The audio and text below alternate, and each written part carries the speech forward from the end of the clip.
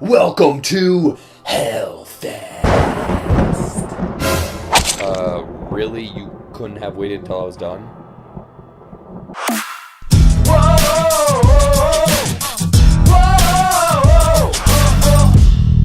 What's up, guys and gals? Jared here with another horror-themed amusement park killer on the loose of a movie review. So I went out to the theater and saw the latest horror film, Hellfest. On Halloween night, 3 young women and their respective boyfriends head to Hellfest, a ghoulish traveling carnival that features a labyrinth of rides, games, and mazes. They soon face a bloody night of terror when a masked serial killer turns the horror theme park into his own personal playground. So is Hellfest one of the better slashers this year?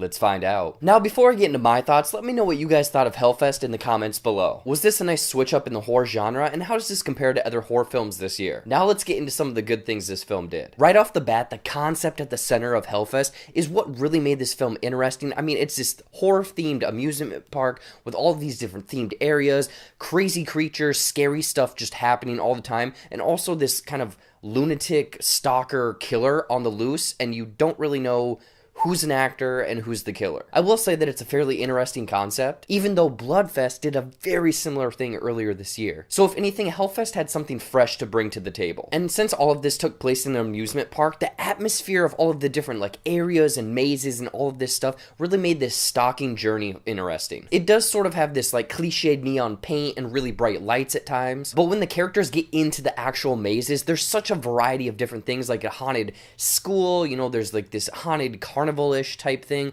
There's the dead zone where people can actually touch you, and then eventually an actual hell-themed maze. Inside each of these also added this kind of cool thing where they would run into maybe a dead end with all of these different masked people or characters jumping out of the walls for jump scares. I'll also give a nod to the villain, or actually stalker, which probably every woman that's walked home in the dark has run into. He was creepy and sneaky and kind of had this Michael Myers presence,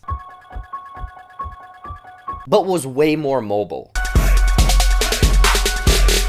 The last bit of the movie also put a lot of intrigue into this character, so it'd be interesting to kind of see a prequel or a sequel from this person. However, besides all of that, Hellfest was kind of just your run-of-the-mill slasher flick. The crazy hooligan stalker really doesn't have any motivations, these kids really don't matter, and they're just kind of hunted one by one. And since Hellfest is basically your run-of-the-mill slasher flick, I mean, character development and backstory kind of takes a backseat, which isn't really a bad thing. I mean, it's sort of revealed that the 6 people are all friends, they each are kind of like a couple, and outside of that, not much else is revealed. I mean, it would have been sort of interesting to kind of find out why 2 of these characters kind of tease each other, why they don't see eye to eye at the beginning, but really it's not explored. And lastly, since this is a horror slasher flick, there should have been some big scares, jump scares, and stuff like that, right?